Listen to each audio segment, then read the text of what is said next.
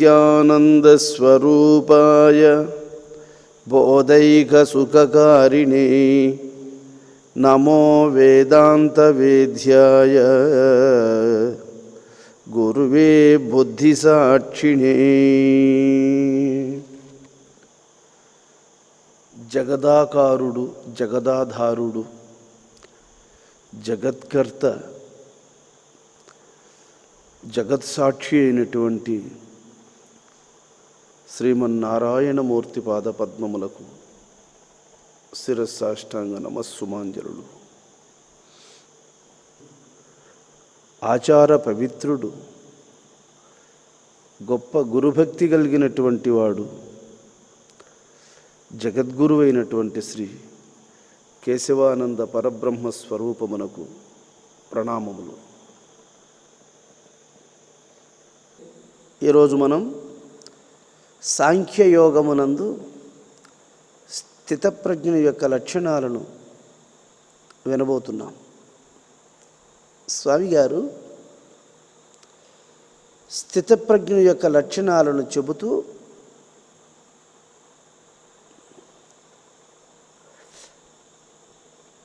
ఎవని మనసులో విషయాభిలాష, విషయాదుల పట్ల చింతన, భోగవాంఛ ఎవని మనస్సులో ప్రేరేపింపబడుతుందో వాడు ఎంత ఘోరమైనటువంటి దుఃఖములకు గురి అవుతాడో, తన మార్గము నుండి జారిపోవుటయే గాక జీవితంలో మరలా తేరుకోలేనటువంటి ఆపదలకు గురవుతాడో స్వామివారు 2 శ్లోకములలో తెలియచేస్తాడు. ధ్యాయతో విషయాన్ పుంసః సంగస్తేషుపజాయతే సంగాత్ సంజాయతే కామః కామాత్ క్రోధో విజాయతే. విషయముల చింతచే ఉద్భవించుచుండు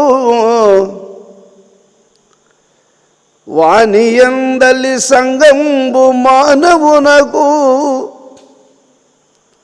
సంఘబలమున కామంబు సంభవించు దాని వలన జనించు క్రోధంబు పార్ద.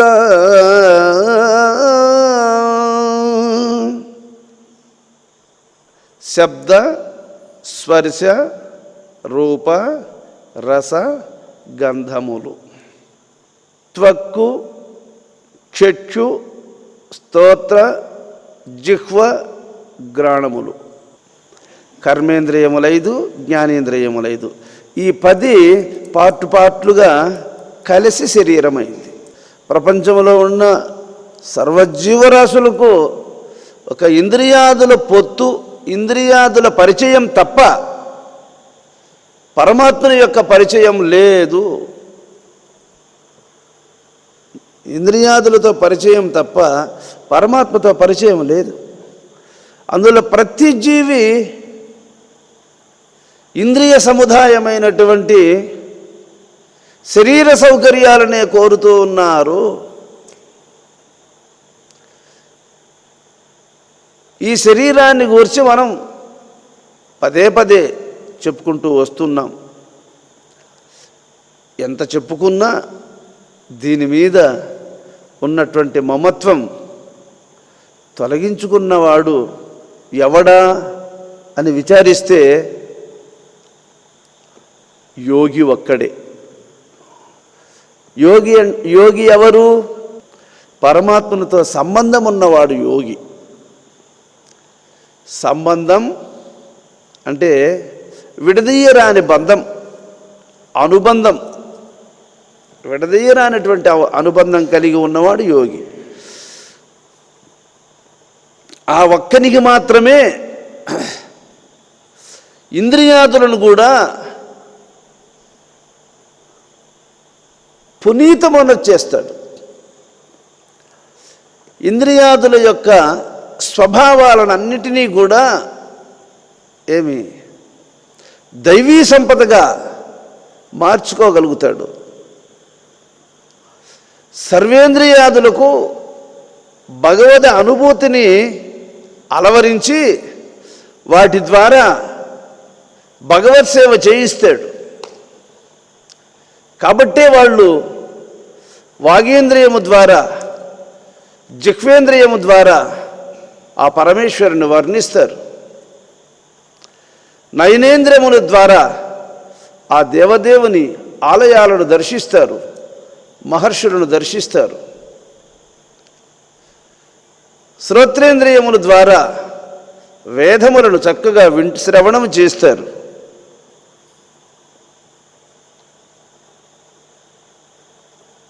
పాదేంద్రియముల ద్వారా ప్రదక్షిణాది పునీతమైనటువంటి కార్యాలలో పాల్గొంటారు. ఇలాగా సర్వేంద్రియాదులను పావనమైనటువంటి మార్గములో నడిపిస్తారు యోగులు. యోగ జీవితమే నిజమైన జీవితం అని జ్ఞాని తెలుసుకుంటాడు. అంచేత ఇక్కడ మనస్సుకు ఇంద్రియములతోనే అనాదిగా అనుబంధం ఉంది కనుక దీన్ని ఏమంటారు? పాత స్నేహితం. ఇది పాత స్నేహితం, పురాతనమైనటువంటి అనుబంధం. పాత బంధువులు అనుకోండి, వీళ్ళు పాత చుట్టాలు. వీటి నుంచి విడిపడము దుస్తరం. ఈ విషయాదులను ఇప్పుడు ఎదుటున్నటువంటి వాటిని అనుభవించే విషయంలో కానీ, ఇదివరకు అనుభవించినటువంటి పూర్వానుభవాలు కానీ, ఇవన్నీ ఎక్కడున్నాయంటే మనసులో లోడై ఉన్నాయి. కాబట్టి విషయముల చింతచే ఉద్భవించుచుండు. ముందు పండించిన ధాన్యం ఇంట్లో పెట్టుకొని ఉంటాము, మళ్ళీ ఎక్కడ కావాల్సి ఉంటే అక్కడ విత్తనాలను చల్లుకుంటూ ఉంటాం. అవి మళ్ళీ భూమి మీద లేస్తూ ఉంటాయి పంటనివ్వడానికి. ముందు సంపాదించినటువంటి యొక్క కర్మలన్నీ మనసులో పెట్టుకొని ఉంటాం. అవి ఎప్పుడు అనుభవించాలనుకుని సంకల్పం కలుగుతుందో అప్పుడంతా అవి మనసు నుంచి లేస్తూ ఉంటాయి. విషయముల చింతచే ఉద్భవించుచుండు. ఆ విషయములన్నీ ఎక్కడున్నాయి? ఇదివరకు అనుభవించినవన్నీ మనసులో ఉన్నాయి. ఇదివరకే మనం చెప్పుకున్నాం. ఏమని? ఇంద్రియాదులు సమాచారం అందిస్తూ ఉంటాయి, మనస్సు అంతా మ్యాటర్ ప్రిపేర్ చేసుకుంటూ ఉంటుంది. అప్పటికప్పుడే మ్యాటర్ని పూర్తిగా మనస్సు ముద్రించుకొని అది డైరీలుగా పక్కన పెట్టుకొని ఉంది. అందువల్ల మన మనస్సు భారవంతమై ఉంది. అందువల్ల మనస్సుకు శాంతి లేదు, సుఖం లేదు. పూర్వపు విషయాలన్నిటి చింతన చేస్తూ ఉంటుంది అంటాడు ఇక్కడ. అందువల్ల విషయముల చింతచే ఉద్భవించుచుండు. ఇక్కడ చూడండి, ఒక పైరు పెడతాం మనము. ఆ పైరు పండిపోయి అది వయసు అయిపోయి భూమి మీదకి వాలిపోయే సమయంలో దాన్ని కోసేస్తాం మనం. అంటే ఆ పండినటువంటి పైరుకు వయసు అయిపోయింది, మనం కోత వేయకపోయినా కానీ అది ఇంక భూమి మీద పడిపోతుంది. అయినా దాని నుంచి వచ్చే విత్తనం మళ్ళీ నూతనమైనటువంటి యొక్క వయస్సును పొందుతుంది, నూతనంగా మొలకెత్తి నూతనంగా పైరును మళ్ళా లేపుతుంది. అది నూతనత్వాన్ని, కొత్తదనాన్ని మళ్ళీ ప్రకటించే స్వభావం దానికి ఉంది. అందువల్ల ఈ మనసు ఏం చేస్తుందంటే పూర్వము అనుభవించినటువంటి భోగాలన్నింటినీ మళ్ళీ నూతనంగా అనుభవించాలంటుంది. అనుభవించి విసిగిపోయి ఉంటాడు, మళ్ళీ నూతనంగా అనుభవించాలంటుంది. దీన్ని బలిచక్రవర్తి ఏం చెప్తాడంటే 10 కోట్ల సంవత్సరాలు రాజ్యమేలాను, ఏం సుఖం అనుభవించాను అని గతాన్ని ఒకసారి ఆలోచన చేస్తున్నాడు. కింవా భవతి భుక్తేన భూరి భోగాతి భారినా. బలిచక్రవర్తి ఒంటరిగా కూర్చొని ఆలోచన చేస్తున్నాడు. ఈ గడిచిపోయినటువంటి కాలములో ఆదివారము, సోమవారము, మంగళవారము, బుధవారము, బేస్తవారము, శుక్రవారము, శనివారం, ఈ 7 రోజుల తర్వాత మళ్ళా ఆదివారమే వస్తుంది. పోయిన వాసరంబులే వచ్చుటెరింగి గుడతరవర్తనులై పునరుక్తి కార్యముల్ నిత్యను చేయుచు. వచ్చిన వారాలే తిరిగి వస్తున్నాయి, పోయిన రాత్రి మళ్ళీ తిరిగి వస్తూ ఉంది, గడిచిపోయిన పగులు మళ్ళీ తిరిగి వస్తూ ఉంది, నిద్రించిన నిద్రను తిరిగి నిద్రపోతున్నాం, మేలుకొన్న మెలకువనే మళ్ళీ మేలుకుంటున్నాం, భుజించిన ఆహారమునే మరలా భుజిస్తున్నాం. ఆ అనుభవమే, ఆ కాంతాలింగనమే, ఆ భోగమే. ఇందులో ఏం సుఖముంది? ఏంది? చేసిన పనే చేస్తున్నామా? ఈ చేసిన పనే చేసుకుంటామంటే ఎన్నాళ్ళకి అయిపోతుంది ఇది? అరే 10 కోట్ల సంవత్సరాలు కాదు, ఇంకా 10 కోట్ల సంవత్సరాలు బతికితే మాత్రము చేసిన పనే చేసుకుంటామంటే ఎంతకాలానికి అయిపోతుంది ఇది? ఎంతకాలానికైనా ఇది అయిపోతుంది.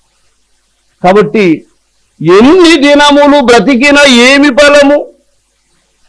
అరే కాటికే కదా ఈ మాయ కాయమరయ, చచ్చియు పుట్టంగ చాలా శ్రమలు, తిరిగి పుట్టని మార్గంబు తెలుపు ఈశ్వర. ఎన్ని రోజులు బ్రతికి ఏం ప్రయోజనం? ఉదయం తిన్నామా, మధ్యాహ్నం మళ్ళీ కావాలనిపిస్తోంది, మధ్యాహ్నం తిన్నామా, రాత్రికి మళ్ళీ కావాలనిపిస్తుంది, రాత్రికి తిన్నామా, మళ్ళీ తెల్లారి కావాలనిపిస్తుంది. ఈ రోజు నిద్రపోయామా, అబ్బో చాలురా లేసి సాపాదిండి ఎత్తి ఆట పెడుతున్నాం, మళ్ళీ మరుసటి రోజు రాత్రి నిద్రపోవాల్సిందే, మళ్ళీ నిద్రపోవాల్సిందే, మళ్ళీ మేలుకోవాల్సిందే. ఇంతేనా? కాబట్టి ఈ శరీర లక్షణమే అట్లాంటిది, ఈ మనస్సు స్వభావమే అట్లాంటిది, అందుకనే వచ్చినాయి, అందుకే ఏర్పడినాయి, వాటి స్వభావం అంతే. కాబట్టి చేసిన పనులు చేసుకుంటా ఉంటాయి. వీటిని దాటుకోవాలి. దేన్ని? ఈ మనస్సును దాటుకోవాలి, ఈ దేహాన్ని దాటుకోవాలి, ఈ ఇంద్రియాదులను దాటుకోవాలి. వీటి వృత్తి ఇంతే, వీటి స్వభావం ఇంతే, వీటి సహజం ఇంతే. అందువల్ల అక్కడ ఈ విషయాలు అనేటువంటివి నిత్య నూతన స్వరూపాన్ని ధరిస్తూ ఉంటాయి. ఇవి నిత్య నూతన స్వరూపాన్ని ధరిస్తూ ఉంటాయి. ఇవి అందువల్ల అనుభవించిన వాటినే నూతనంగా అనుభవించిన వాటినే నూతనంగా అనుభవించినట్టుగా మన మనసు భ్రమిస్తూ ఉంటుంది. అంచేత విషయముల చింతచే ఉద్భవించుచునుండు. ఎట్లా ఉద్భవిస్తున్నాయంటే చింత, నీకు వాటి మీద ఆసక్తి ఉంది. ఆసక్తి అన్నా చింత అన్నా ఒకటే, కోరికన్నా. ఇవి నీ మనసులో చింతన జరుగుతుంది. ఏవైనా కావచ్చు, ఎన్నో కోరికలు ఉంటాయి నీ మనసులో, 1 కాదు 2 కాదు, అబ్బో లెక్క పెట్టలేనన్ని కోరికలు ఉంటాయి మనసులో. వాటినన్నిటినీ ఒక్కొక్కసారి ఒక్కొక్కటి లేవదీస్తూ ఉంటుంది. అది ఒక్కొక్కసారి ఒక్కొక్కటి లేవదీస్తూ ఉంటుంది అది మనస్సు. ఇవన్నీ ఇలా ఉద్భవిస్తూ ఉంటాయి. వానియందలి సంగంబు మానవునకు, వానితో అనుబంధం ఉందండి మానవునికి. దేనితో? విషయాదులతో అనుబంధం ఉండేదానివల్ల సంగఫలమున కామంబు సంభవించు.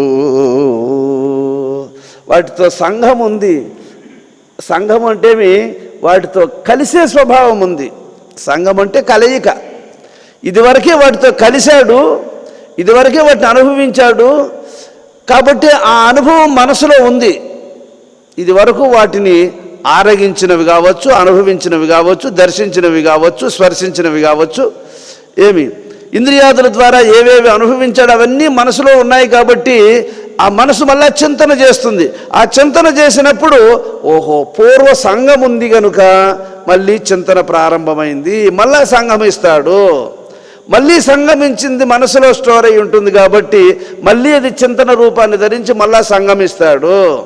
మళ్ళా సంగమించిన తర్వాత అది మనసులో మళ్ళీ స్టాక్ అయి ఉంటుంది, స్టోర్ అవుతుంది కాబట్టి ఇది మళ్ళీ జ్ఞాపకానికి వచ్చి మళ్ళీ ఇది మళ్ళా ప్రేరణ చేస్తూ ఉంటుంది.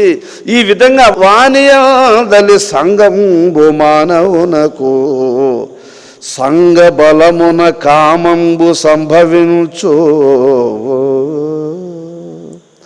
ఆ సంఘ బలము వలన కామం అంటే ఏమి? కోరిక, ఒక ప్రగాఢమైనటువంటి కోరిక.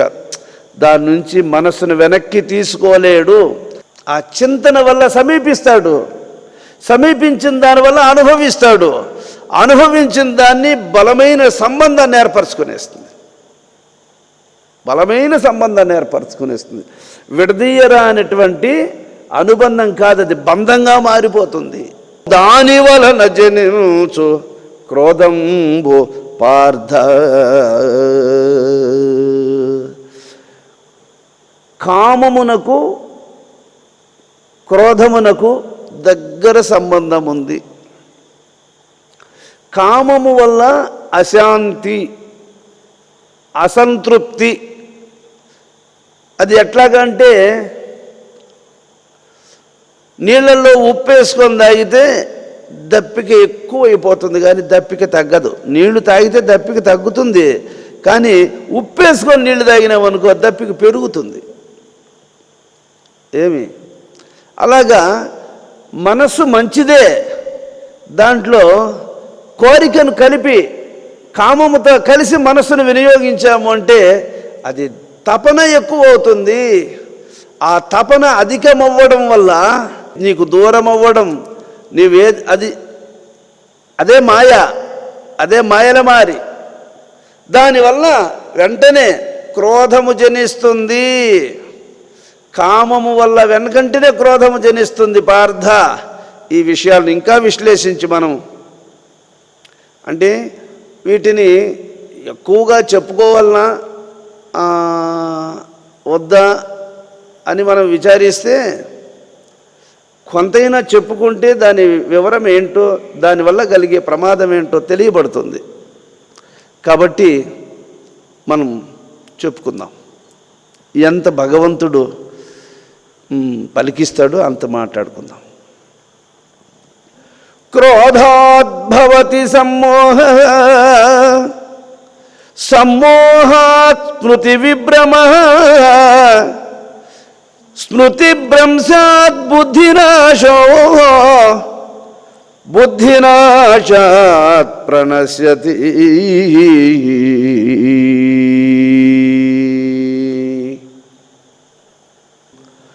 క్రోధముననే మోహంబు సేకూరుచుండు,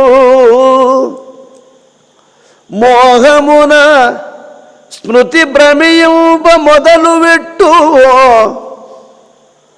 స్మృతి భ్రమించిన బుద్ధి నశించు, దాని వలన మనుజుండు తప్పక భ్రష్టుడగును.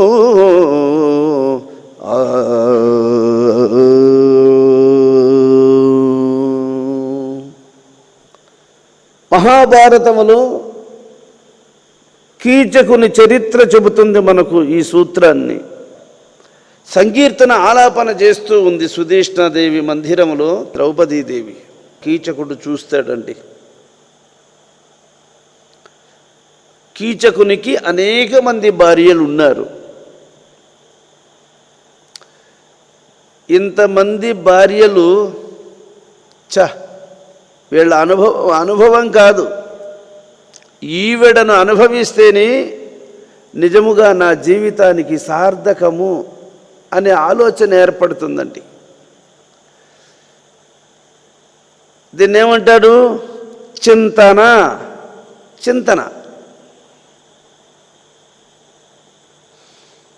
ఆ చింతన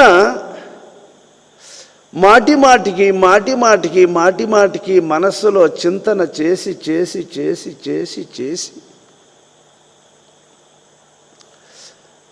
ఆమె నుండి ఆ చింతన నెరవేరకపోయినప్పుడు ఆ చింతన కామంగా మారి ఆయనను ఎక్కువగా ప్రలోభపెట్టి ఆ కామము తీరకపోయేసరికి క్రోధంగా మారి భీమునితో ఎదురుపడి నాశనం అయిపోతాడండి. దాని యొక్క పరిణామం ఇలాంటిది. కాబట్టి అది మొదట చింతనతో ప్రారంభమవుతుంది.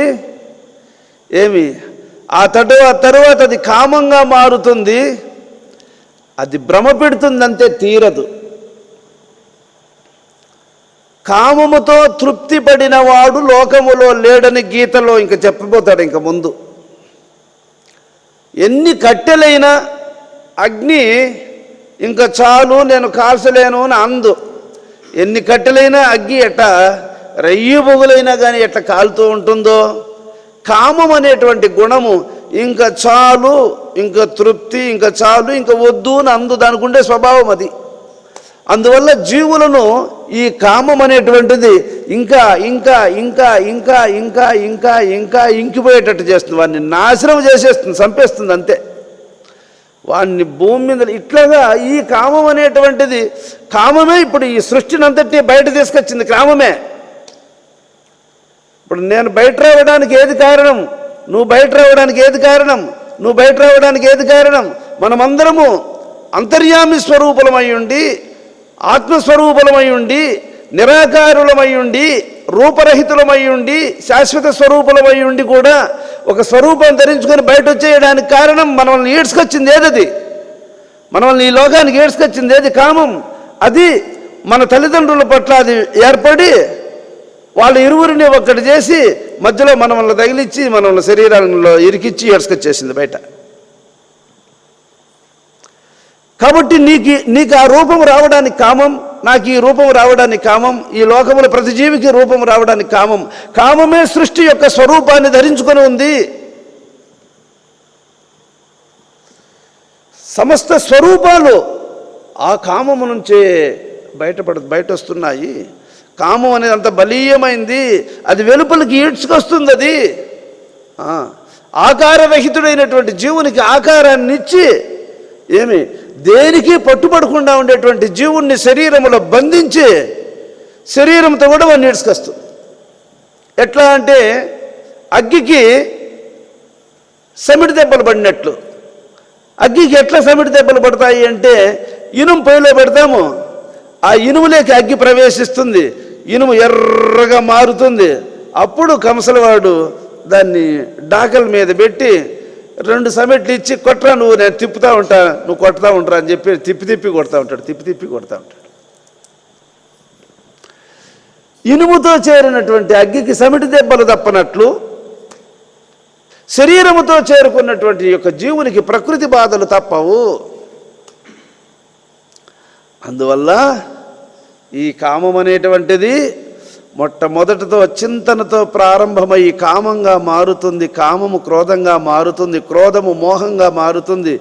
ఆ మోహము భ్రమగా మారుతుంది. ఆ భ్రమతో బుద్ధి నశించిపోతుంది. బుద్ధి నశించిపోవడం చేత భ్రష్టుడైపోతున్నాడు అర్జున. బుద్ధి నశించడం అంటే ఏమి? జ్ఞానశూన్యుడు కావడం, జ్ఞానము లేకపోవడం. దానివల్ల నశించిపోతున్నాడు. చూడండి, శబ్దేంద్రియముతో జింకలు పట్టుబడుతున్నాయి, స్పర్శేంద్రియముతో ఏనుగు గోతులో పడిపోతూ ఉంది, రూపేంద్రియముతో మిడత అగ్గిలో పడిపోతూ ఉంది, రసనేంద్రియముతో చేప గాలానికి తగులుకుంటా ఉంది, గంధేంద్రియముతో తుమ్మెద ఉమ్మెత్త పువ్వును స్పర్శించి చచ్చిపోతూ ఉంది. ఒక్కొక్క ఇంద్రియముతో అనుబంధం కలిగే వాటి జీవితాలు నాశనం అయిపోతున్నాయంటే మానవునికి అన్ని ఇంద్రియాదులతో అనుబంధం ఉందే. అన్ని ఇంద్రియాదులను వీడు వినియోగంలోకి తీసుకొని జీవించాలని ప్రయత్నిస్తున్నాడే, వీడు ఎట్లా ప్రమాదంలో పడకుండా ఉంటాడు అర్జున? కాబట్టి వీటిని గురించి చక్కగా తెలియచేయాలి లోకానికి.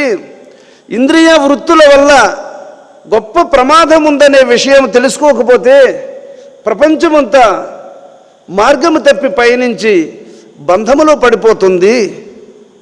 అందుకని భగవానుడు ఈ విషయాన్ని హెచ్చరిస్తున్నాడు. దీనినే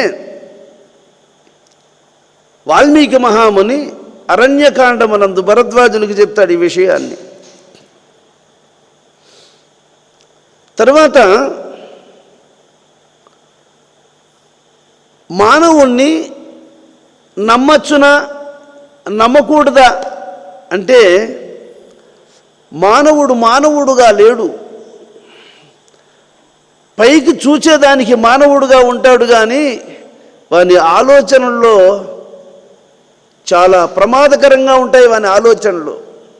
కాబట్టి జాగ్రత్త. నీవు హృదయపూర్వకమైనటువంటి భక్తితో పరమేశ్వరుణ్ణి ఆరాధిస్తే ఆ ఆరాధనా బలం, భగవత్ సంకల్పం నిన్ను ఒక సర్వజ్ఞుడైనటువంటి మహనీయుని దగ్గరకు, కపటము లేనటువంటి పుణ్యాత్మని దగ్గరకు భగవంతుడే నిన్ను తీసుకొని చేర్చుతాడు. నీ అంతటి నువ్వు ఎవరిని నమ్మి సెలెక్ట్ చేసుకోలేవు అంటుంది శాస్త్రం.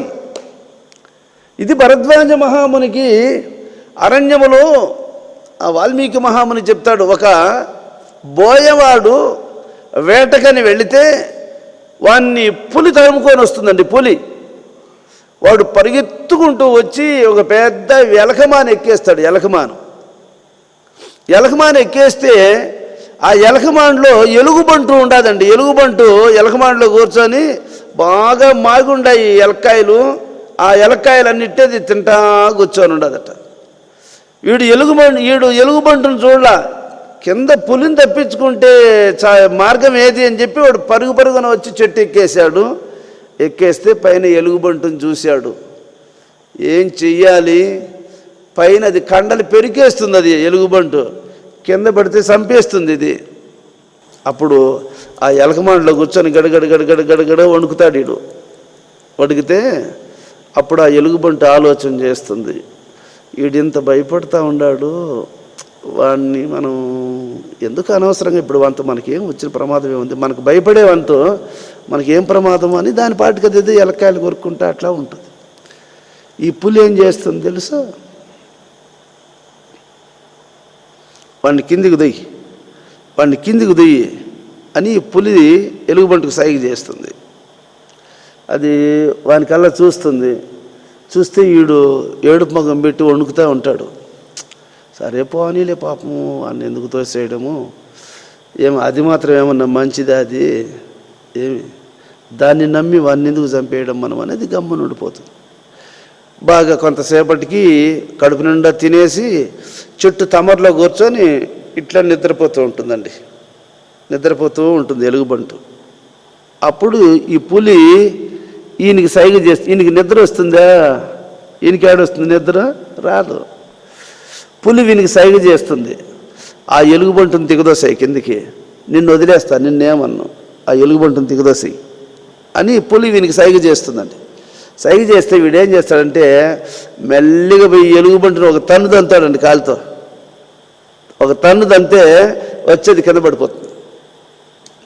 ఎలుగుబంటు ఇప్పుడు కింద పడిపోతుందో పులి పట్టుకుంటుంది దాన్ని. విన్నావా? మానవుని బుద్ధి మంచిది కాదు, వాడు నమ్మకద్రోహి. మానవుని బుద్ధి మంచిది కాదు, వాడు నమ్మకద్రోహి, వాడిని నమ్మకూడదు. కాబట్టి పో, నిన్నేమన్ను, పైకి పోయి వాడిని దిగుదోయి కిందికి, పైకి పోయి వాడిని కిందికి దిగుదోయి అని ఎలుగుబంటును పంపిస్తుందండి. పంపిస్తే అప్పుడు ఎలుగుబంటు పోతుంది దగ్గరికి. పోతే వీనికి ఇంకా అన్ని గుడ్డల్లోనే పోతా ఉన్నాయి అనుకో. బిగ్గరగా ఏడ్చేస్తున్నాడు. అప్పుడు అది ఆలోచన చేసి,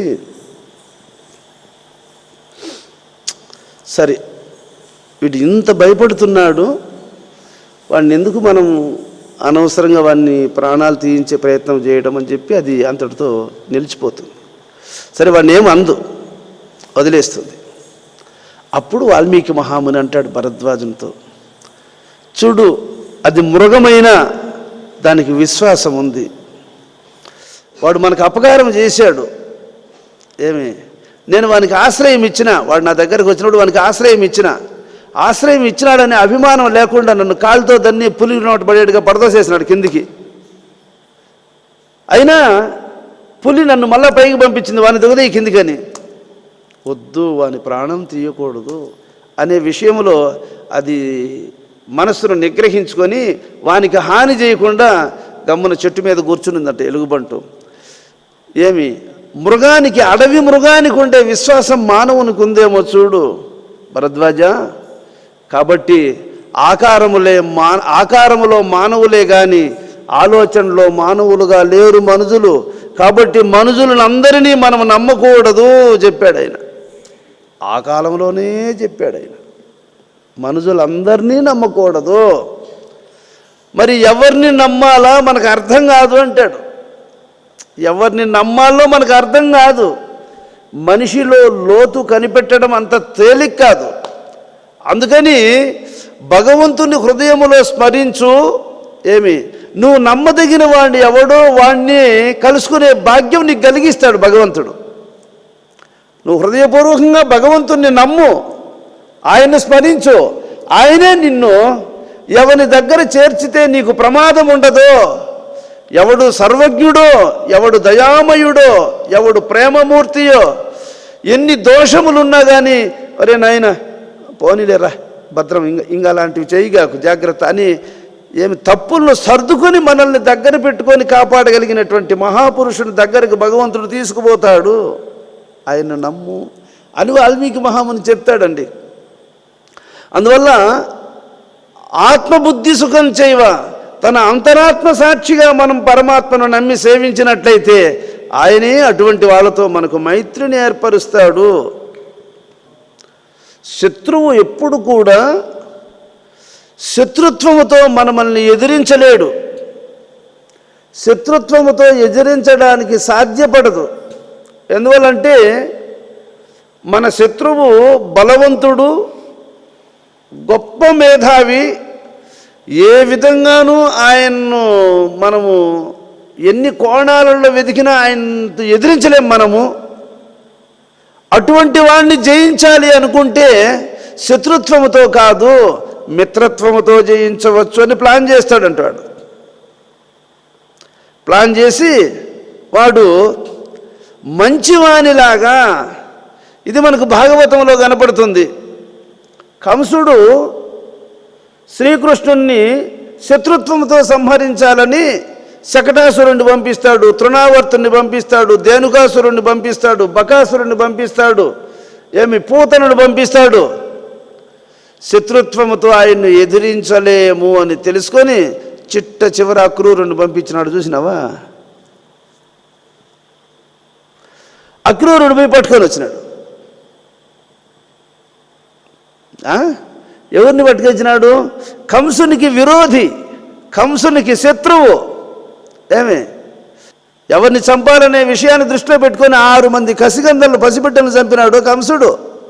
ఆ శత్రుత్వాన్ని అట్లే పగబెట్టుకొని ఉన్నాడు. అటువంటి వాణ్ణి ఎవ్వరూ తీసుకురాలేరని చెప్పి తెలుసుకొని భక్తుడైనటువంటి అక్రూరుణ్ణి పంపించి పట్టుకొచ్చినాడు. చూసినావా? అది తర్వాత విషయం. అంటే ఆయన అక్రూరుడు కాబట్టి విషయం ఏంటో భగవంతునికి తెలియజేసినాడు.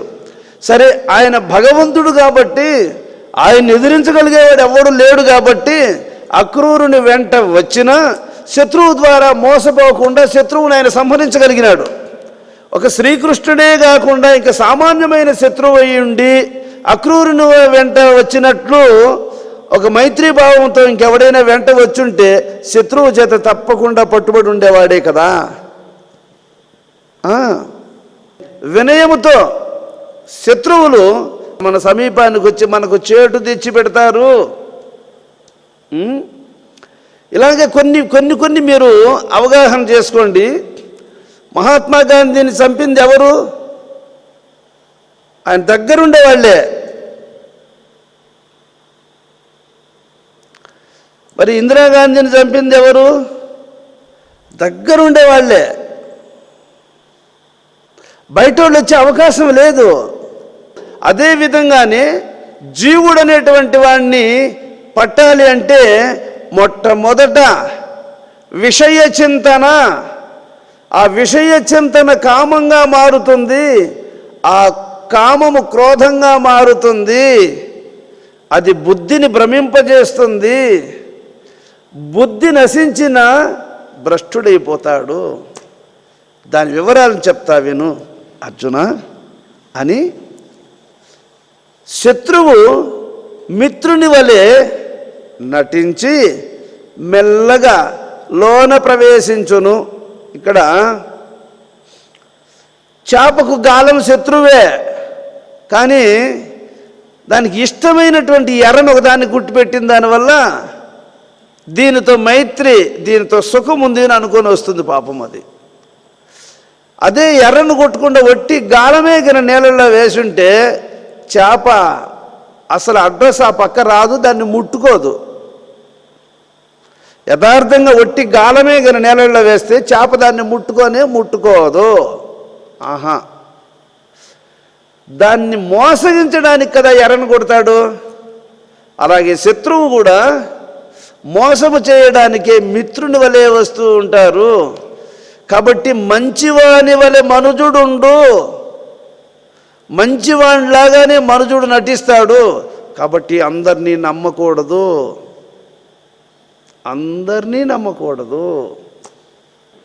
విషయ భావన అంటే ఇంద్రియాలలో, దశేంద్రియాదులలో ఏ ఒక్కటైనా ఇప్పుడు ఏనుగు ఒక ఆలోచన ఏర్పడింది, దాని ఆలోచన దాన్ని పడదోసేసింది గొంతలో. జింకకు ఒక ఆలోచన ఏర్పడింది, దాని ఆలోచన దాన్ని పడదోసేసింది వల్లో. మిడతకు ఒక ఆలోచన ఏర్పడింది, దాని ఆలోచన దాన్ని పడదోసేసింది అగ్గిలో.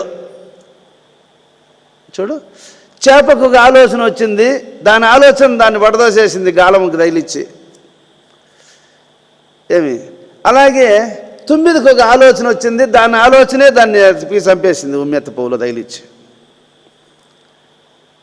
అలాగే విషయ చింతన అనేటువంటిది అది స్వల్పంగా మనసులోకి ప్రవేశించి అది క్రమక్రమంగా మనుషుని అధోగతి పాలు చేసేస్తుంది అంటాడు. ఒక ఆలోచన రూపంలో ప్రవేశిస్తుంది. అది మరలా ఆలోచన తీవ్రత స్థాయికి గుర్తుకు వస్తుంది, చెడు చేస్తుంది. అందుకు మనం ఆలోచన చేసే విధానం కరెక్టేనా, దీనివల్ల దీని వెనుక ఏమవుతుంది, దీని వెనుక పరిణామాలు ఎలా మారుతాయి, అది జ్ఞానం అండి. ఆ జ్ఞానాన్ని మనము ఇది టెస్టర్ పెట్టి సప్లైని కనుక్కున్నట్లు జ్ఞానం లేనికి దానికైనా ప్రవేశించినామంటే మనకి ఏ ఆలోచన వస్తుందో ఆ ఆలోచన జ్ఞానం అనే త్రాసులో పెట్టి తూకం వేసినామంటే దాని కథ అప్పుడే తేలిపోతుంది. అక్కడ జ్ఞానము లేదనుకో, బుద్ధి నశించినచో సర్వం హతాహతం. నువ్వు ఆలోచన చేయకుండా నీ మనసుకు వచ్చిన దాన్ని అంతా అమలు పరిచేసినావు అంటే అది ప్రమాదం తెచ్చిపెడుతుంది. అందువల్ల అది మొట్టమొదట స్వల్పంగా కూర్చొని తావిస్తే చాలు, పడుకుండే దానికి తావు వాడే ఏర్పరచుకున్నట్లు అనవసరమైన విషయాలను ఆలోచనలోకి ప్రవేశపెట్టుకోవడమే తప్పు. అందువల్ల అక్కడ స్వల్పముగా మనస్సును ప్రవేశించినచో అది పెరిగి మనుజుని అధోగతికి త్రోసివేయును. దుర్మార్గులకు అధికారం ఇవ్వడంతో పొరపాటు, వాళ్ళకు స్థానం ఇవ్వకూడదు ఈ సృష్టిలో. కాబట్టి భగవానుడు ఈ విషయంలో దుర్మార్గులకి ఎట్లా అవకాశం ఇవ్వకూడదు, దుర్గుణాలకు కూడా మనసులో అవకాశం అలా ఇవ్వకూడదు అని ప్రతి ముముక్షువుని హెచ్చరిస్తున్నాడు. మొదట ప్రతి ఒక్కరూ చాలా పవిత్రంగా ఉంటారు. ఎప్పుడు యవ్వనం అనేది వస్తుందో, వయసు ఎప్పుడు వస్తుందో అప్పుడు కామము అనే పిశాచి మనసులోకి ప్రవేశిస్తుంది. ఇది డేంజర్. ఈ కామం అనేటువంటి యొక్క మన పిశాచి మనస్సులోకి ప్రవేశించి మొట్టమొదట పండ్లు ఇచ్చబెట్టినట్లు, నవ్వినట్లు, ఒకరి అభిప్రాయాలు ఒకరి మీదకి ఒకరికి అభిప్రాయాలు ఉన్నట్లు ప్రారంభమవుతుంది. ఒకరికల్లా ఒకరు చూస్తారు, నవ్వుకుంటారు. ఆ నవ్వును మళ్ళీ గుర్తు చేసుకుంటారు. ఇంకొకసారి కనబడినప్పుడు అప్పుడు నవ్వుతూ వెళ్ళిపోతారు, మళ్ళీ కాసేపు మాట్లాడుకుంటారు. ఆ మాటలను గుర్తు చేసుకుంటూ మళ్ళీ ఇంకొకసారి ఫ్రెండ్లీగా అలాగా కాలం గడిపే ప్రయత్నం చేస్తారు. ఇంకా దానితో హతాహతం. ఇది కాబట్టి మొదట ఏ సంకల్పమును ఉండదు. నెమ్మదిగా ఏదియో ఒక దృశ్య వస్తువును గూర్చి అతడు చింతింప మొదలుడును. అప్పుడు దానితో మనస్సుకు ఒక విధమైన సంబంధం ఏర్పడును. మనం నవ్వితే వాళ్ళు కూడా నవ్వారనుకో, ఒకరి మీద ఒకరికి అభిప్రాయం ఉన్నట్టు తెలియబడుతుంది. ఆ నవ్వు వెనకాల పరిచయం ప్రారంభమవుతుంది. ఆ పరిచయమే అనర్థానికి దారి తీసేస్తుంది. అందువల్ల దృశ్య వస్తువును గూర్చి అతడు చింతింప మొదలుడును. అప్పుడు దానితో మనస్సుకు ఒక విధమైన సంబంధము ఏర్పడను. ఆ సంబంధమే ముదిరి ఆ వస్తువును అనుభవింపవలే అను కోరికగా పరిణమించును. దానినే కామమందురు. అర్జున, అది చాలా చెడ్డది, మహాపాప్మ, చాలా పాపిష్టిది అని భగవానుడు దానిని మున్ముందు వర్ణించి చెప్పబోదురు. దొంగ ఏమండి ఇదిగో అని ఇంకో 10,000 తెచ్చి పెట్టిపోతాడా? ఉండేది ఎత్తుకొని వెళ్ళిపోతాడు. పాము ఇంట్లోకి వచ్చి పడగ విప్పి మీకు ఆశీర్వాదం చేస్తున్నాను, అందుకోసమే వచ్చినానని ఆశీర్వాదం చేసేదానికి వస్తుంది, అది కాటేసిపోయేదానికి వస్తుంది. కాబట్టి పామును నమ్మకూడదు, పాపాత్ముడైన దొంగను నమ్మకూడదు, అలాగే కామాన్ని నమ్మకూడదు. అర్జున, అది మహా చెడ్డది. ఆ కామము క్రోధాన్ని, ఆ క్రోధము లోభాన్ని, లోభము మోహాన్ని, మోహము మదాన్ని, మదము మత్సరాన్ని ఒక్కొక్కటే వాళ్ళ బలగాన్ని అంతటిని పెలసుకొచ్చి జీవుణ్ణి అధోగతికి తోసేస్తాయి. కాబట్టి ఇది మహాపాప్మ, మహాపాపి. ఇది సాధకునికి ఇది అతి ముఖ్యమైనది. మొట్టమొదట సాధన దశలో విశ్వామిత్రుడంతటి వాణ్ణి అది పల్టీ లేపించింది. మనమేంది కోన్కిస్కా? వాళ్ళ తపస్సు ఎంత? ఈ కామము 10,000 సంవత్సరాలు ఊర్వశి ద్వారా పోయా, క్రోధము ద్వారా మళ్ళా 10,000 సంవత్సరాలు పోయా. ఇట్లా 1000 సంవత్సరాల తపస్సును దుర్వినియోగము చేసినటువంటి మహాపాపిష్టి గుణాలు కామక్రోధాదులు. అంతటి హమాహిమీలంతటి వాళ్ళనే అది పల్టీ లేపించేసింది అది. కాబట్టి దీనికి కావాల్సింది ఏంది అంటే భక్తి అన్నాడు. ఎవనికి భగవంతుని మీద అనన్యమైనటువంటి భక్తి, భగవత్ శరణాగతి ఎవనికైతే ఉంటుందో వాణ్ణి మాయ ఇలాంటి పరీక్షలు పెట్టదు. ఇలాంటి పరీక్షలు పెట్టదు. అది ఎట్లంటే జ్ఞానికి పరీక్షలు ఉంటాయి, భక్తునికి పరీక్షలు ఉండవు. జ్ఞాని ఏలు పట్టుకుంటే నడిచే కొడుకు లాంటి వాడు, భక్తుడు సంకలో కూర్చొని ఉండే కొడుకు లాంటి వాడు. ఈ ఏలు పట్టుకొని నడిచేవాడు ఎగమలుకొని నడిచినాడంటే రాళ్ళుపాడు తగిలించుకొని గోర్లు వేసిపోతుంది వానికి. అలాంటి దెబ్బలు తగిలే ప్రమాదం ఉంది వానికి. వాడు తండ్రి చెయ్యి పట్టుకొని ఉంటాడు కానీ కింద రాళ్ళు రప్పలు తగిలించుకోకుండా నడవాల్సిన జాగ్రత్త వాడు తీసుకోవాల్సి ఉంటుంది. అలాగే జ్ఞానికి భగవంతుని పట్ల అత్యంత ఏకాగ్రత ఉంటుంది కానీ తన నడవడికలో గల లోపాలను చక్కగా గుర్తించి నడవాల్సి ఉంటుంది. భక్తుడు అట్లా కాదు, తల్లి యొక్క సంకలో కూర్చొని ఉన్న బిడ్డతో సమానమైనటువంటి వాడు. కింద రాళ్ళున్నా, రప్పలున్నా, లోయలున్నా, బురదున్నా, నీళ్లున్నా, మట్టున్నా అన్నిటినీ తల్లి భరిస్తూ, తల్లి దాటుకొని ఈయన దాటించుకొని ఎత్తుకొని పోతూ ఉంటుంది తల్లి.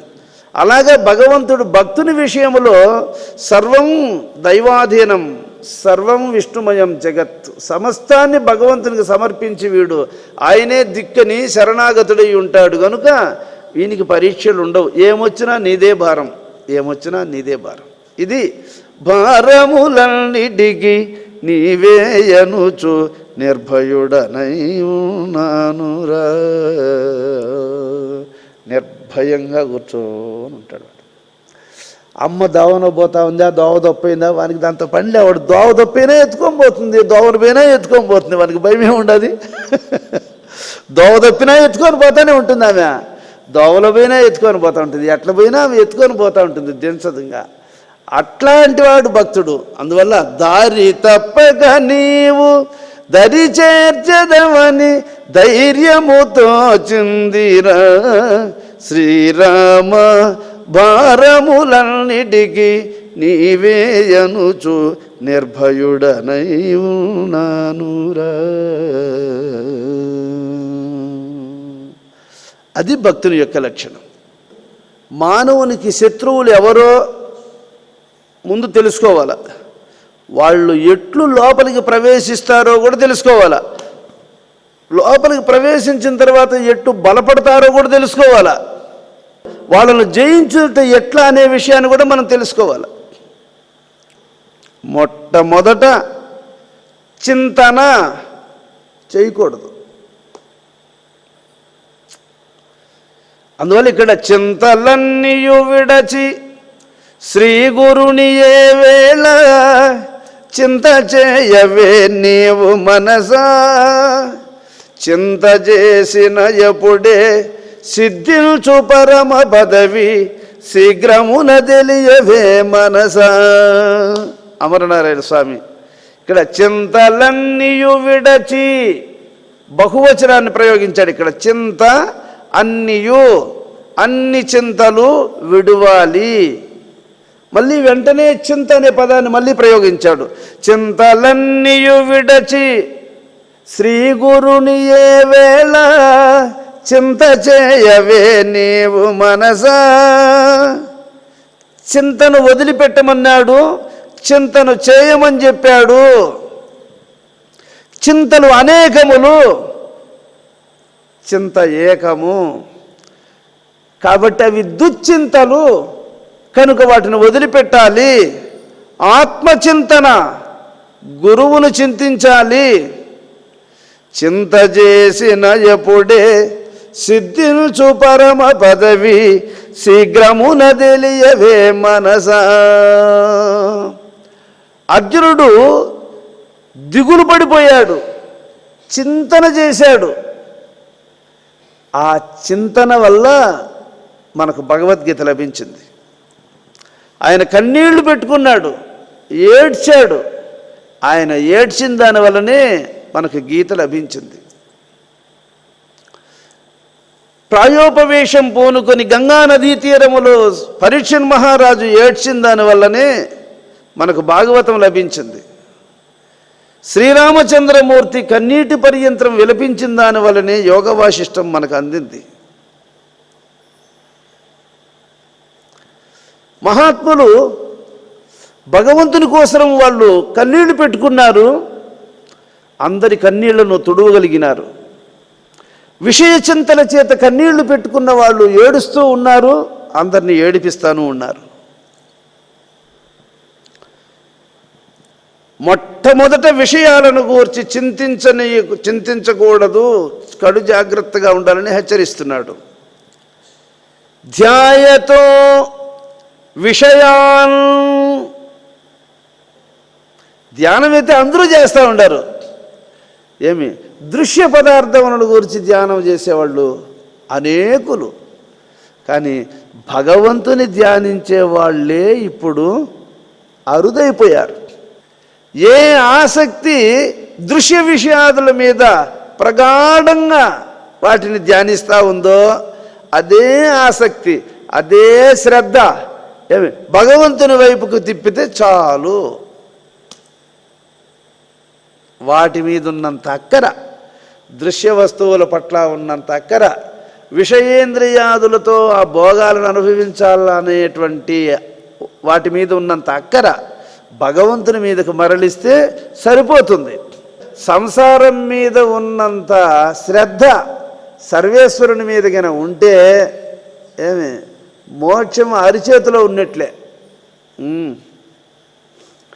తెల్లవారి నుంచి సాయంత్రం దాకా వంచి నడుం పైకి లేపకుండా చెను చెట్టు తవ్వుతారు, ఏమి కలుపు తీస్తారు, మళ్ళు నాటుతారు. ఈ పనులు ఇంత కష్టం భగవంతుని కోసం చేస్తారా? భగవంతుడు ప్రహ్లాదుని, నాయనా నీకేం వరం కావాలనో కోరుకో అని అడిగితే ఆయన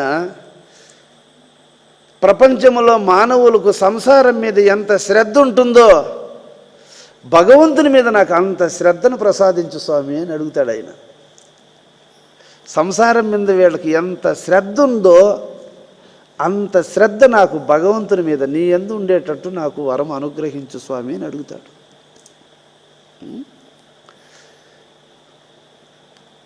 అది ఇక్కడ శ్రీకృష్ణ భగవానుడు సంసారం మీద ఉన్నంత శ్రద్ధ భగవంతుని మీద పెడితే ఏమి అరిచేయిని చూసుకున్నంత సులభంగా ఆయన తెలుసుకోవచ్చు అనేసాడు ఇక్కడ. విషయ చింతన, ఎప్పుడు ఒక దృశ్య వస్తువులలో దేన్నైనా ఒకదాని మీద మనస్సు పెట్టి దానిని చింతన చేశామా ఇంకా నాశనమునకు హేతు అదే అన్నాడు.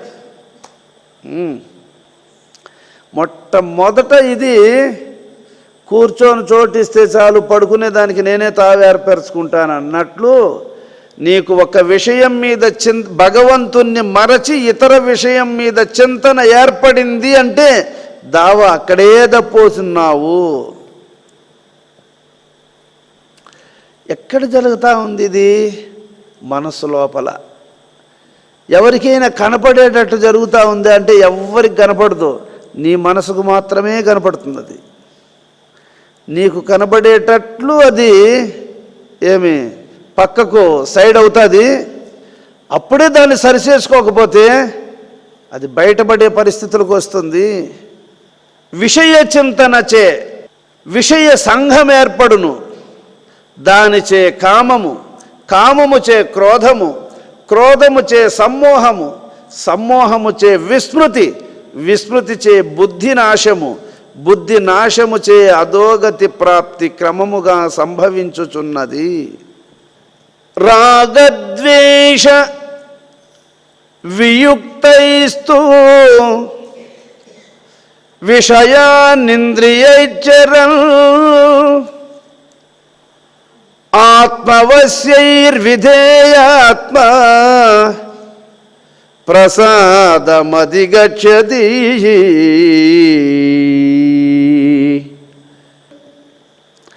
రాగముల ద్వేషములను వర్జనమునర్చి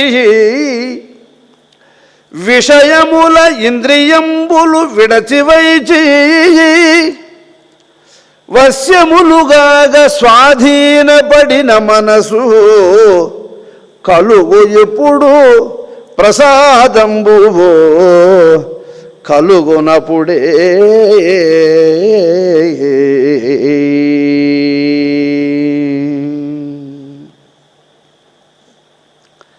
రాగము కోరిక, ఎప్పుడు కోరికలు అవి నెరవేరలేదనేటువంటి ద్వేషములు, ఈ మొదలుగా గల రాగద్వేషాదులతో కూడిన దోషభూయిష్టమైనటువంటి గుణములను ఎప్పుడు మనస్సు విరక్తి చేత వాటిని ఎప్పుడు వదులుకుంటుందో, విషయాదుల మననం, ఇంద్రియాదుల యొక్క వృత్తులు ఎప్పుడు మనస్సు వాటి పొత్తు వదులుకుంటుందో అప్పుడు మనస్సు స్వశక్తిని పొందుతుంది.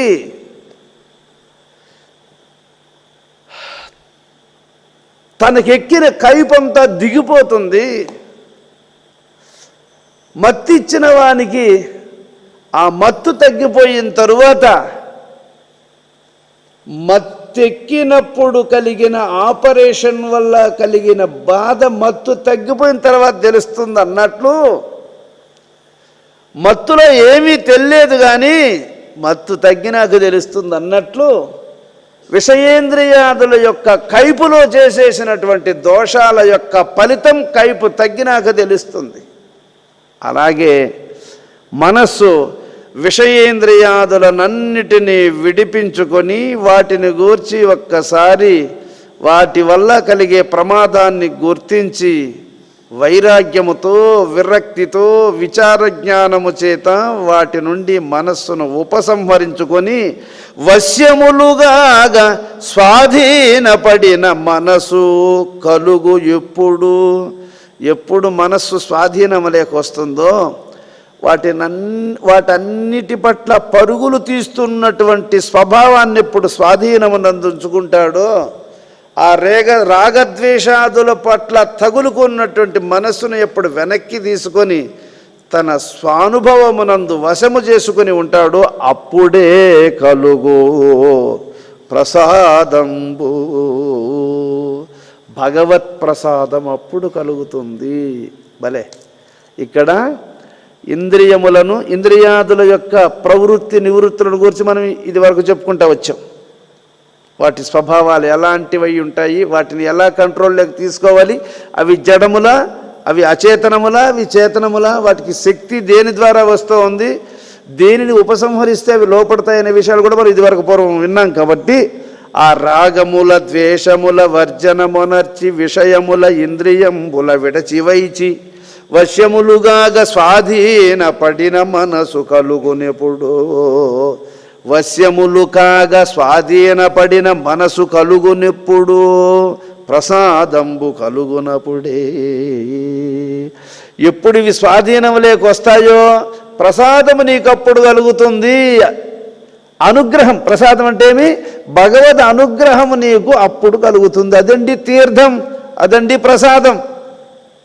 అందుకే మనం పూజ చేసుకున్న తరువాత, నమస్కారం చేసుకున్న తరువాత, స్వామిని దర్శనం చేసుకున్న తరువాత తీర్థము ప్రసాదం తరువాత ఇస్తూ ఉంటాం. చూడండి, దర్శనానికి రాకమునిపే ముందు తీర్థం ఎవరన్నా ఇస్తారా? స్వామిని దేవుని చూడకముందే ముందు ప్రసాదం ఎవరన్నా ఇస్తారా? ఇవ్వరు. స్వామిని దర్శనం చేసుకున్న తరువాతనే, నమస్కారం చేసుకొని వచ్చిన తరువాతనే తీర్థం ఇస్తున్నారు, ప్రసాదం ఇస్తున్నారు. అలాగే ఎప్పుడు స్వామి దర్శనం కలుగుతుంది నీలో అంటే రాగద్వేషములను విడనాడినప్పుడు, ఇంద్రియ విషయములను విడచినప్పుడు, వాటి అధీనములో ఉన్నటువంటి మనస్సును వాటి నుంచి విడిపించుకొని స్వాధీనము లేకొచ్చినప్పుడు.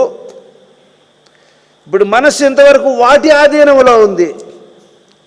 వాటిని ఎప్పుడైతే వదిలేస్తాడో అప్పుడు తనను తాను ఉద్ధరించుకున్నవాడవుతాడు. ఏమి? తనను తాను సంరక్షించుకున్నవాడవుతాడు, తనకు తాను మేలు చేసుకున్నవాడవుతాడు. ఎప్పుడు వాటి నుంచి విడిపడినప్పుడు. వాటి వెంబడించాడు అంటే వానికి వాడే అపకారం చేసుకున్నట్లే, వానికి వాడే హాని కొని తెచ్చుకున్నట్లే. కాబట్టి ఇక్కడ స్వాధీనపడిన మనసు కలుగునెప్పుడు, మనస్సు స్వశక్తిని పుంజుకోవాలి, అప్పుడు ప్రసాదంబు కలుగునప్పుడే.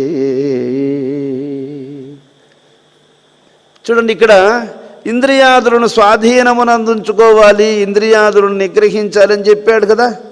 ఇప్పుడు ఇంద్రియాదులు మనస్సు స్వాధీనం లేక వచ్చేసింది అంటే మనస్సుతో చుట్టిరకము కలిగి ఉన్నటువంటి ఇంద్రియాదులు కూడా స్వాధీనం లేక వచ్చేస్తాయి. ముందు మెయిన్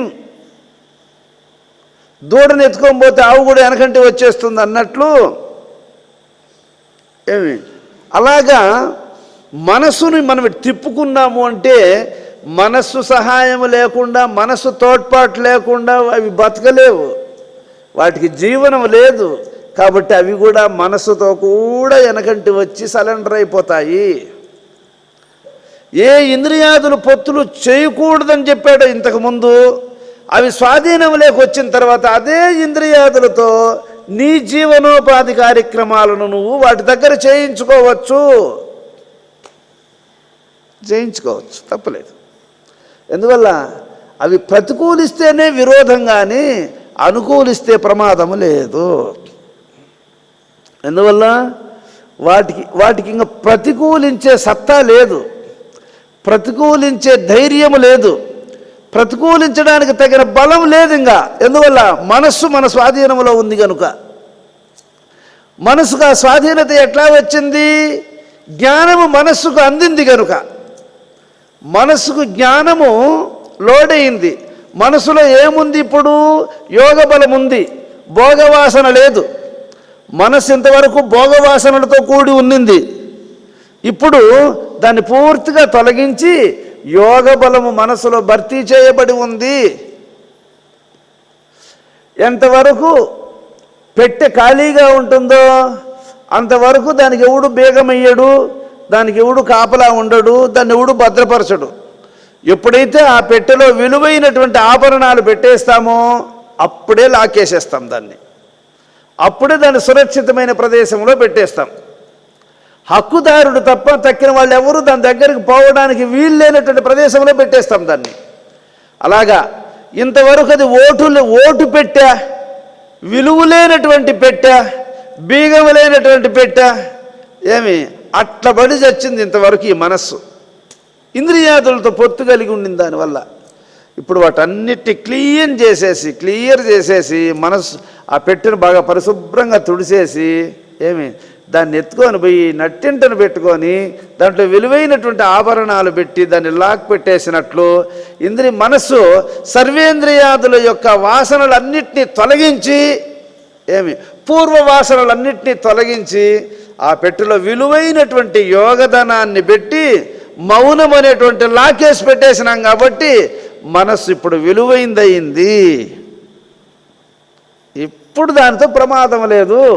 దాన్ని మనం ఎంత కాపాడుకుంటే దాంట్లో ఉండేది మనకు అంత ఉపయోగపడుతుంది. దాన్ని మనం ఎంత కాపాడుకుంటే దాని లోపల ఉన్నటువంటిది పెట్టిని ఎంత భద్రంగా కాపాడుకుంటే పెట్టిలో ఉండే ధనం మనకు ఉపయోగపడుతుంది. మనస్సును మనం ఎంత భద్రంగా కాపాడుకుంటే ఆ మనసులో ఉండేటువంటి యొక్క ఆ యోగధనం అది మనకు ఉపయోగపడుతుంది. కాబట్టి అన్నపానాది విషయములను అనుభవించుచున్నవాడైనను మనోనిర్మలత్వమును మనశ్శాంతిని పొందుచున్నాడు. ఇప్పుడు ఇంద్రియాదులతో భయం లేదు. అందువల్ల మనసు నిర్మలంగా పెట్టుకున్న వానికి ఫలితము మనశ్శాంతి ఎదురుపడుతుంది. ఇంద్రియాదులతో కూడి మనసు సహకారాన్ని అందుకొని ఇంద్రియాదులు ఇవి రెండూ కలిసి ఉన్న దానివల్ల జీవునికి ఇంత ప్రమాదం ఏర్పడిపోయింది. ఇంత ఆసక్తుడైపోయాడు, ఏమీ చేసుకోలేని వాడయ్యాడు. దీనికి చిక్కియున్న వేళ సింహంబునైనను బక్క కుక్క గరిచి బాధ పెట్టు బలిమిలేని వేళ పంతంబు చెల్లదు విశ్వదాభిరామ వినురవేమ. వేమన గారి మాటలు ఎలా ఉంటాయో చూడు. సింహమేమో సింహమే కింద పడిపోయింది, కాళ్ళు కదిలించలేదు, తలకాయ ఎట్ట లేవత్తలేదు.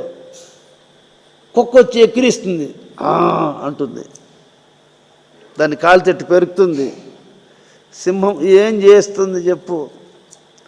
చిక్కియున్న వేళ సింహంబునైనను బక్క కుక్క గరిచి బాధ పెట్టువో బలము లేని వేళ పంతంబు చెల్లదు విశ్వదాభిరామ వినురవేమ. అట్లా జీవుని బలమంతా మనస్సు నందుంది. మనస్సు యొక్క బలమంతా ఇంద్రియాదుల పాలైపోయింది. మనస్సు యొక్క బలమంతా ఇంద్రియాదుల ఆధీనంలో ఉంది. అది ఆడిచ్చినట్లు ఆడుతూ ఉంది. ఇది ఈ మనస్సు ఇంద్రియాదులు ఆకర్షించినట్లల్లా ఇది పరుగులు తీస్తూ ఉంది. అందువల్ల ఇంద్రియ మనంబులు రెండు జీవుని మీద అధికారము చలాయిస్తూ ఉన్నాయి. జీవుడు సింహము వంటి వాడే అయినా బలహీనుడైపోయి ఉన్నాడు.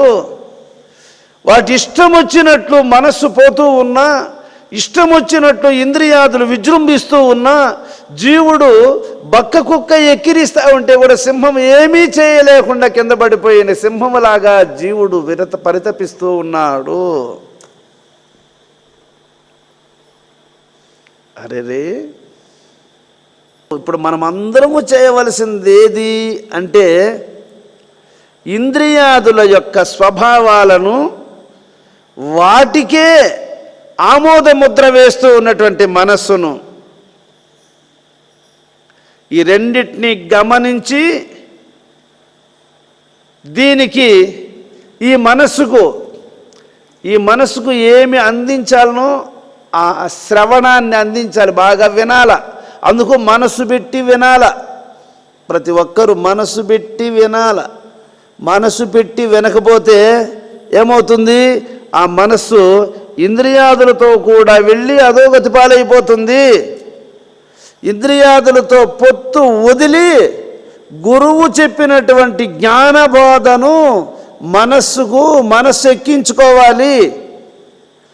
గురువు ఉపదేశిస్తున్నటువంటి బోధను మనస్సుకు ఎక్కించుకోవాలి.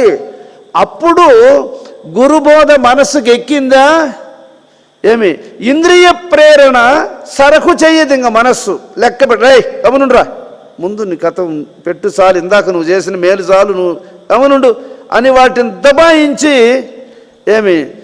దీనిని స్వీకరించగలిగినటువంటి జ్ఞానము, ఆ ఆసక్తి ఈ మనస్సుకు ఏర్పడాలి అంటే మనస్సుకు ముందు ఈ జ్ఞానబోధన అందించాలి. అందుకు మనస్సును చెవి దగ్గర పెట్టుకొని వినాలి, ఎక్కడో పెట్టుకొని వినద్దు. నీ ఇంద్రియాదులను నీ మనస్సును స్వాధీనములో ఉంచుకున్నాడా జీవుడు తప్పక శాంతిని పొంది తీరుతాడు. దీంట్లో డౌట్ లేదు. ఇంకా కుండకు ఎక్కడ రంధ్రాలు లేవు అని అంటే దాంట్లో పోసిన నీళ్ళన్నీ తప్పకుండా ఉంటాయి. అవి ఇంకా లీకేజ్ అయ్యే ఛాన్సే లేదు. ఇంకా రంధ్రాలన్నీ నీట్గా క్లోజ్ చేశాం కాబట్టి ఎన్ని పోసి పెడితే అన్నీ అందులో నిల్వగా ఉండి తీరినట్లు ఇంద్రియాదుల యొక్క చాంచల్యము, మనస్సు యొక్క అస్థిరత్వము రెండు తొలగిపోయినాయి కాబట్టి మనస్సుకి ఇంకా శాంతి అనేది తప్పకుండా చేకూరుతుంది. ఇందులో డౌట్ లేదు. మనస్సును ఎవడు ఇంద్రియాదులతో సహా స్వాధీనమునందుంచుకుంటాడో అటువంటి వాడు కుటుంబ పోషణకు సంబంధించినటువంటి కార్యములకు వినియోగించవచ్చు. ఇంద్రియాదులను, ఆలోచనలన్నిటినీ వినియోగించవచ్చు. తప్పు లేదు, వాటి వల్ల వానికి ప్రమాదం లేదు. అంటే ఈ పాయింట్ ఎక్కడికి దారి తీస్తుంది ఇంకానంటే ఇంకా నెక్స్ట్ కర్మయోగానికి దారి తీస్తూ ఉంది. ఇది కర్మయోగము అంటే ఇంకా నువ్వు నీ పనులు నువ్వు చేసుకోవచ్చు. ఇంతవరకు ఎట్లా చెయ్యాలనో తెలియక చేయకూడనివన్నీ చేసి నెత్తికి తెచ్చుకున్నావు ప్రమాదాలన్నీ. ఇంకా అట్లా కాదు, ఎలా చెయ్యాలనో తెలుసుకున్నావు. అందువల్ల కర్మలు చెయ్యాలి. ఎట్లా చెయ్యాలి? తెలిసి చెయ్యాలి. ఇప్పుడు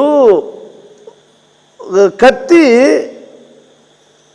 డాక్టర్ ఎత్తుకున్నాడు అనుకో, ఆపరేషన్ చేసి పేషెంట్ను ఆరోగ్యవంతుని చేస్తాడు. ఉన్మాదిగా ఉండేవాడు కత్తి ఎత్తుకున్నాడు అనుకో, పొడిచి చంపేస్తాడు వాడు, అంతే. కాబట్టి అదే ఇంద్రియాదులు జ్ఞానం కలిగితే కుటుంబ పోషణకును, కుటుంబాన్ని సరైనటువంటి మార్గంలో నడిపించేస్తాడు జ్ఞాని. అదే ఇంద్రియాదులను అజ్ఞాని వినియోగిస్తే నరక ప్రాప్తికి సంబంధించినటువంటి పాపాలను చేసేస్తాడు. కాబట్టి జ్ఞాని ఒక్కడు తప్ప ఇంద్రియాలను కంట్రోల్లో పెట్టుకొని వాటి ద్వారా వానికి ఇష్టమైనటువంటి కార్యాలను చేయించుకోగలిగినటువంటి అర్హత అజ్ఞానికి లేదు. అజ్ఞాని వాటి జోలికి పోకూడదు. వాటి జోలికి పోయినాడు అని అంటే తగులుకుంటాడు. జ్ఞాని ఒక్కడే తెలివిగా వాటిని అనుసరిస్తాడు. ఎట్లయితే ఎలక్ట్రికల్ సీనియారిటీ ఉన్నటువంటి వాడు ఎక్కడ కానీ వాడు పొరపాటును కూడా లైన్ మీద చేయి పెట్టకుండా వాడు దాన్ని కరెక్ట్గా లైన్ అంతా కరెక్ట్ చేసుకుని తర్వాత సప్లై వదులుతూ ఉంటాడు. ఆ సప్లై వదిలిన తర్వాత ఎక్కడెక్కడ ఏ స్విచ్లు పనిచేస్తున్నాయి అనేది అన్నీ చెక్ చేసుకొని ఏవి పని చేయలేదో ఒకసారి మళ్ళీ వాటిని చెక్ చేసుకొని మళ్ళీ లైన్ ఆఫ్ చేసి ఎక్కడ పొరపాటు ఉందో దాన్ని మళ్ళీ కరెక్ట్ చేసి మళ్ళీ లైన్ వదులుతూ ఉంటాడు. ఇది ఎలక్ట్రికల్ స్వానుభవం ఉన్నటువంటి వాడు ఎట్టయితే లైన్ కరెక్ట్ చేసుకుంటాడో ఇంద్రియాదుల కనెక్షన్ కూడా అలాగా వాటి మీద ఎక్స్పీరియన్స్ ఉన్నటువంటి వాడు వాటిని కర్మయోగానికి ఉపయోగించే అర్హత కలిగిన వాడవుతాడు. కాబట్టి ఈ పాయింట్ భగవంతుడు ఎందుకు లేవదీస్తున్నాడు అంటే ఇప్పుడు మనం ఎట్ట గ్రహిస్తున్నామో అర్జునుడు అట్టే గ్రహిస్తున్నాడు. ఇంకా వాని కుటుంబ పోషణకు వాడు ఇంద్రియాదులను వినియోగించవచ్చును అర్జున. కాబట్టి తెలిసి చెయ్యాలి, ఏదైనా తెలిసి చేస్తే అది కరెక్ట్ అయిపోతుంది ప్రాసెస్. తెలియకుండా దాని మీద చేయి పెట్టాము అని అంటే పొరపాటు జరుగుతుంది. కోరలుంటేనే విషంతో ప్రమాదం. పాము కోరలు పెరికేసామనుకో మళ్ళీ దాంతో ప్రమాదమే లేదు. అలాగా దుర్వృత్తుల యొక్క స్వభావాలు మనసులో ఉంటేనే ఇంద్రియాదుల వల్ల డేంజరు.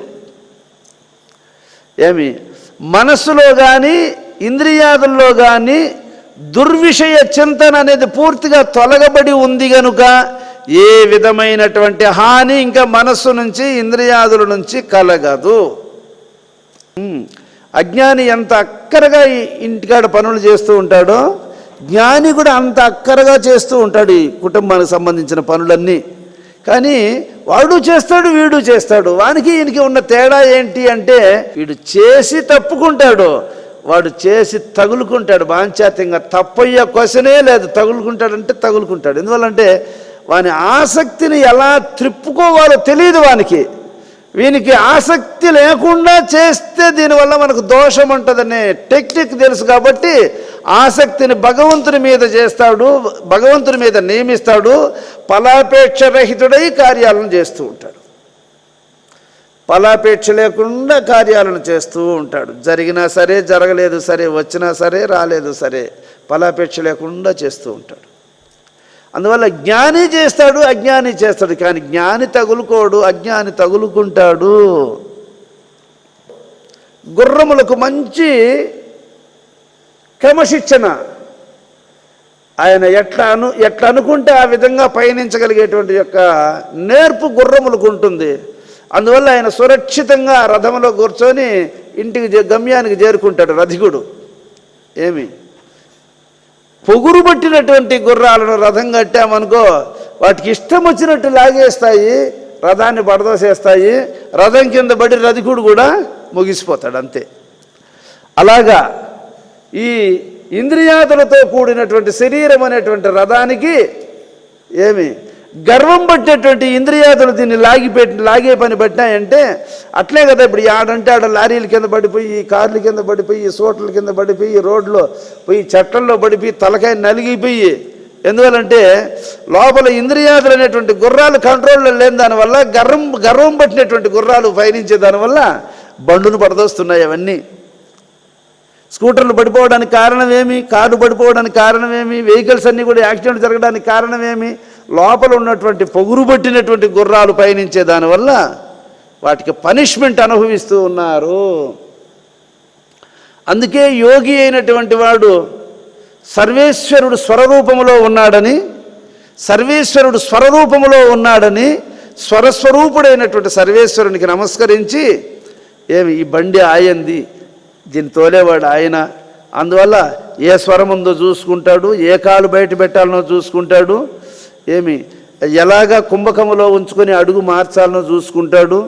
నిద్ర లేవగానే ఈ వారం ఎవరిది, ఈ వారంలో ఎవరు ఉండాలి అని చూసుకుంటాడు. ఇది శుక్లపక్షమా కృష్ణపక్షమా అని చెప్పి తెలుసుకుంటాడు. నిన్న శుక్లపక్షం ప్రారంభమైంది, నిన్న శుక్రవారం పాఠ్యమి, ఈరోజు విధియ, రేపు తదియ. ఈ మాసములో నిన్న చంద్రుని వారం చంద్రస్వరం ఉండాలి, ఈరోజు సూర్యుని వారమే అయినా విధి కాబట్టి చంద్రుడు ఉండాలి. రేపు సూర్యుని వారమే అయినా చంద్రుని పక్షం కాబట్టి రేపు తదియ, రేపు చంద్రుడు ఉండాలి.